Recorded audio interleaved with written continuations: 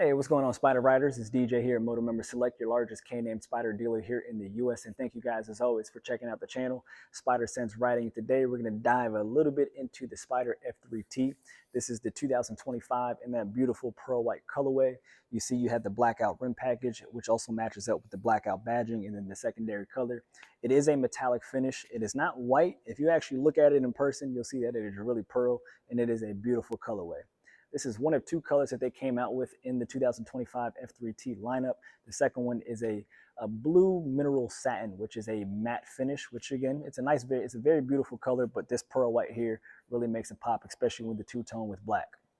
But the F3T, the T stands for touring, which allows people to go a little bit more long distance. And in my opinion, it's probably going to be one of the most hybrid Spyders that Can-Am has came out with, or the most versatile one on the F3 side, just because some of the different upgrades that they give you right out the box. Compared to the F3-S, which is more of the sleek, sportier kind of style version, it's meant for maybe quick fun. You can go long distance as long as you upgrade or opt into some of those extra luggage compartments that you can purchase from Can-Am or even aftermarket. But Can-Am is offering some really great standard features for this bike right out the box, such as a windscreen, something that the F3-S does not come with. You can upgrade to a windshield on the F3-S, but the F3T now does come with a windshield. It also comes with an audio system. There's 4 extra speakers in that head unit. So that is probably one of the main differences that you'll notice from the aesthetic standpoint from the F3-S to the F3T is how the head unit actually looks. Just because they're fitting 4 extra speakers now, not extra speakers, but 4 speakers in the head unit itself. And when they did that, they've also integrated a glove box in there that also has a USB port for charging up a device, connecting an iPod, connecting a thumb drive if you want to listen to music and that means. But it is Bluetooth compatible. It does have FM and AM radio as well. It doesn't have Pandora. It doesn't have Spotify. It doesn't have Sirius XM, but again, it is Bluetooth. So if you have that on your phone and you connect your phone via Bluetooth to the Spyder, you'll still be able to listen to some of your music through those means on there. The next thing, of course, is going to be the difference. Well, the major difference is going to be the 2 integrated side bags located on both sides of the Spyder. They are individually locked, which means you just have to make sure you lock them when you're actually getting off the bike or going into a hotel, store, whatever it is. They do individually lock. They have their own set of keys. And on these side bags here, you are sort of limited to how much storage that you can really put in there. So you won't be able to fit a full face helmet like a small, medium, or large. I've already tested those out, but you can get away with a half helmet. You know, as long as you're not wearing a quadruple XL, you can fit a half helmet in there. On this particular one, I have some rain gear, so just a jacket and a pair of pants. I also have a half helmet in here. So you can fit both of these very comfortably in there. I am able to stuff another thing in there, maybe another pair of pants, maybe a compressor, you know, not a bad thing to put in there. But something that they don't tell you or advertise on Can-Am is actually you're going to get a little bit more storage out of the right storage bag or this right storage compartment compared to the left side. And that is because the belt is actually housed on the left side, which kind of interferes with how deep that storage compartment goes. So your right side, you're actually going to get a little bit more storage out of that storage compartment itself.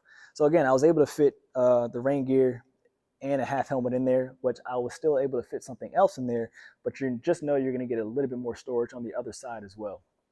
Up front, you're going to get the same amount of storage. It doesn't matter if it's the F3-S, T, Limited, or the Special Series. You're going to get the same amount of storage up front here. So something big enough to fit small bags like this one here. You can fit, again, a half helmet in there. You can fit a compressor. You can fit a jacket. You can stuff a couple different things in there, maybe like a toolkit. But that front trunk up there is still ample amount of space compared to some of the two-wheel bikes that we've experienced out there on the road. So having the ability to have your front trunk and your 2 integrated side bags and the glove box up there, you're going to get a generous amount of storage, guys, for more long-distance riding if you really wanted to. Can-Am does offer a form-fitted front travel bag up there that kind of is exactly molded to the front itself, just because inside it is plastic. You know, you don't want stuff rattling around, so you can put it in a nice little fabric line kind of bag just to kind of protect some of your belongings, kind of like the RTs do on the RT Limiteds. You can fit a nice little fabric piece in there, so again, you're not scratching up any of your belongings. But that front storage is also locked or latched the moment that you close it. And the only way to actually access that front storage is with the key in the ignition.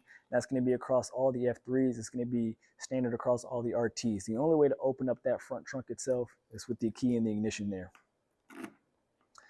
The F3T, of course, since it is a 2025, is something that was standard in 2025 and 24 was the 10.25-inch touchscreen dash display, which is Apple CarPlay compatible.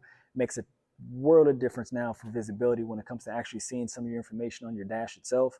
But a huge screen on there. You can opt in for a backup camera. Again, something that a lot of people don't tell you, or what Can-Am kind of hints towards, but you can add a backup camera to this particular bike here, and having that 10.25-inch dash display makes, like I said, a world of difference when you're actually out there on the road riding. Something very similar to the F3S that this F3T has is going to be the foot pegs.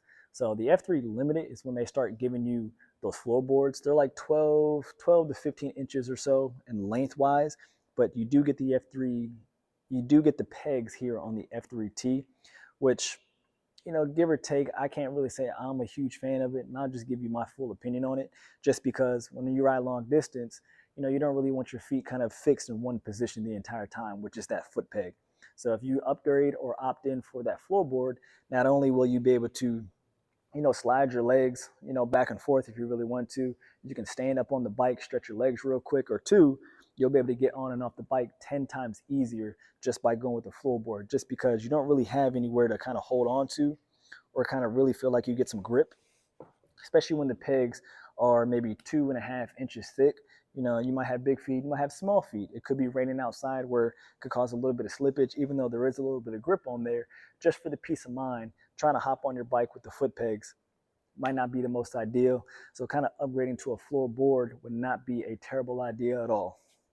A little bit more for comfort, you know, just another upgrade that we will consider is just adding a backrest, just because, as we know, the F3s, they give you that cruiser feel. Your feet come forward, you lean back, you have a handlebar that accommodates that riding position. Now you need something to lean against while that wind is kind of pushing against you. So upgrading to a backrest is definitely a great idea, for one. And two, the passenger can also get themselves a backrest, because it is a two-up riding kind of style bike. So having that back seat back there means that somebody can sit back there and you want them to be just as comfortable as you. Opt in for a passenger backrest, or maybe even consider a passenger armrest. And like I've explained in the previous videos before, once you upgrade to the floorboards to get on and off the bike with ease, if you get the passenger armrest, you'll be able to make the mounting and dismounting 10 times easier getting on and off that bike, just because floorboards and passenger armrests come together for more than just passengers. They're there for the driver as well. Something that people don't like to explain a lot, but here at Motomember Select, we want to make sure that you're comfortable, we want to make sure that you're knowledgeable, and that you enjoy the ride. And all these little small things that we talk about definitely go into enjoying that self on that ride. But again, I didn't really want to go too in depth about the Spyder F3T today, just kind of give you some of the quick basics or the gist of what it is about, why it's versatile, some of the small differences between the F3S and then the F3 Limited, which I did skip over, and that is obviously going to be the top case. So another thing that they don't let you know is that you can add a top case to the F3T. It comes standard like this, just side bags only.